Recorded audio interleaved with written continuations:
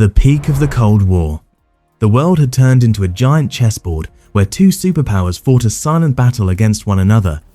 Every move was carefully planned, every decision could shift global balances. And right during this era, a mysterious event took place in the dark depths of the Pacific Ocean. A Soviet nuclear submarine suddenly vanished. There were 98 crew members on board. There were nuclear ballistic missiles, and some of the Soviet Union's most critical military secrets. Despite weeks of searching, no trace of the submarine could be found. It was as if the ocean had swallowed it whole. However, there was something the Soviets did not know. The Americans had already found the missing submarine's trail, and this discovery would trigger one of the most daring and covert intelligence operations in history. The name of a billionaire, a massive ship, a secret project worth billions of dollars, and a target resting nearly 5,000 meters beneath the ocean. So, did the United States really try to extract a Soviet nuclear submarine from the bottom of the ocean? The late 1960s. The world is living through one of the most dangerous periods in its history. The American and Soviet nuclear arsenals have reached a capacity that could destroy all of humanity multiple times over. Both sides are trying every possible way to learn each other's secret weapons, codes, and strategies. This war is fought not only on land or in the air, it also rages in the deep of the oceans. Nuclear submarines are the most critical strategic assets for both sides. These giants roam the oceans silently, evading radars, carrying weapons capable of wiping out cities and countries when necessary. To track Soviet submarines, America has installed a secret listening network consisting of hundreds of hydrophones on the ocean floor. Its name, SOSUS, Sound Surveillance System. This system records every vibration, every sound, and every movement at the bottom of the ocean. In early 1968, a small anomaly recorded by this system will ignite the fuse for the most expensive and insane covert operation in history. March 1, 1968, the Soviet naval base on the Kamchatka Peninsula, K-129, a Golf II-class ballistic missile submarine, set sail for a routine patrol mission. K-129, 100 meters long, weighing 3,000 tons, a diesel-electric propelled submarine. It carries 3 R-21 nuclear ballistic missiles on its deck. Each possesses 1 megaton of explosive power. Each is capable of wiping a city off the map on its own. There are 98 crew members on board, officers, petty officers, young sailors. They all submerge into the sea with a sense of duty for their country. K-129's mission: to scout US listening stations northwest of Hawaii. The designated duration to be completed by May 5th. But that date will never come. In the middle of March, Soviet Naval Headquarters expects confirmation messages from K-129 twice. Twice, there is no response. By the third week, the Soviet Pacific Fleet Command officially declares the submarine missing. The Soviets launch a massive search operation consisting of roughly 36 ships and aircraft. Weeks of searching yield no results because they are looking in the wrong place. On the other hand, the American SOSUS listening system detected an unusually large acoustic anomaly in the middle of the Pacific on the night of March 8th, the sound of an explosion or a massive hull collapse. This sound was K-129's final breath. In July 1968, the US Navy takes action. USS Halibut, the only American submarine equipped with specialized deep-sea research gear, deploys from Pearl Harbor heading toward the region. The operation's codename, Sand Dollar. 3 weeks of visual searches, robotic cameras, deep-sea sensors, and on August 20th, 1968, northwest of Hawaii, at a depth of 4,900 meters, K-129 is found. The USS Halibut spends the next few weeks over the wreck. More than 20,000 photographs are taken. The photo dossier goes straight into the hands of President Lyndon Johnson. The Soviets are still searching in the wrong place, and they do not know that the Americans have found their submarine long ago. When the photographs are analyzed, CIA analysts see a critical picture. The submarine lies on the ocean floor in 2 large sections. There is visible damage, but the secret compartments are almost intact. And what lies inside those secret compartments? The design secrets of Soviet nuclear warheads, cryptographic equipment, the communication codes of the Soviet naval forces, the technical details of ballistic missile technology. A CIA analyst asks this question during a meeting. Why should we settle for just photographing this submarine? Why don't we bring it up? 4,900 meters, nearly 5 kilometers, half the height of Mount Everest but straight down. Extracting a 1,000-ton metal wreck from this depth was something human engineering had never attempted until that day. It seemed impossible. But the CIA doesn't particularly like the word impossible. CIA Director Richard Helms approves the project in 1969. The plan is set in motion, codename Project Azorian. To raise a submarine from a depth of 5 kilometers, one thing is needed first, a ship unlike any other in the world. The CIA approaches the Global Marine Company in California. Calculations, blueprints, engineering studies, and what emerges is a massive platform ship, 188 meters long and weighing 36,000 tons. In the center of the ship stands a 60-meter high derrick. Beneath its deck is a secret, colossal cargo hold, the moon pool.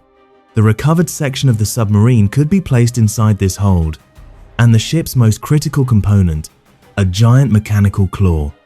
A massive arm that would be lowered to the ocean floor, grasp the wreck and pull it up. But there is a problem.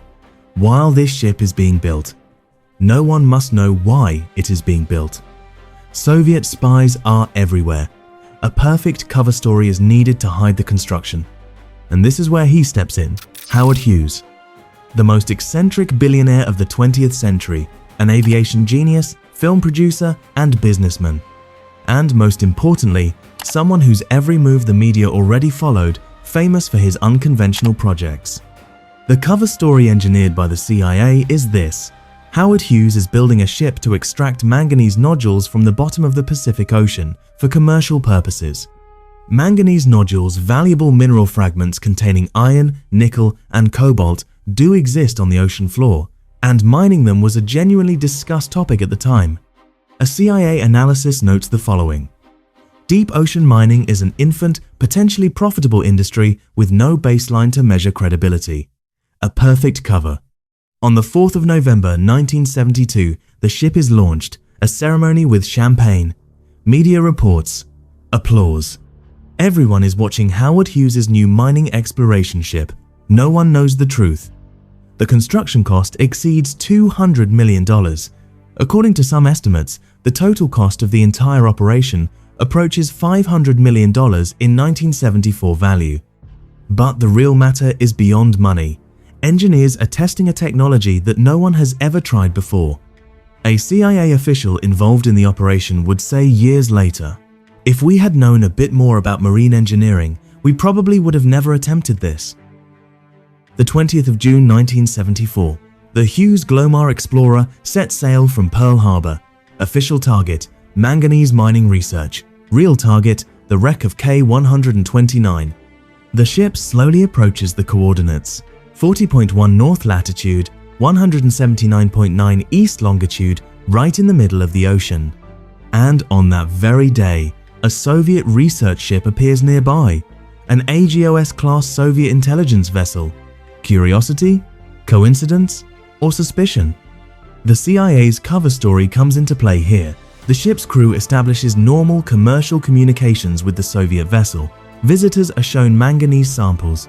The technical equipment is introduced as a mining extraction machine. After staying in the area for a few days, the Soviet ship departs. The operation continues. The 4th of July, 1974, American Independence Day. The Hughes Glomar Explorer positions itself directly above K-129. The lowering of the giant mechanical claw to the ocean floor begins. Steel pipe strings stretching across 5,000 meters are connected to one another piece by piece and sent downward. This process takes days. Tension rises every day. Every day, Soviet ships patrol the region. The 1st of August, 1974. The claw locks onto the wreck of K-129, and slowly, the lift begins. 8 days. From 5,000 meters to zero, the steel pipes are pulled up one by one.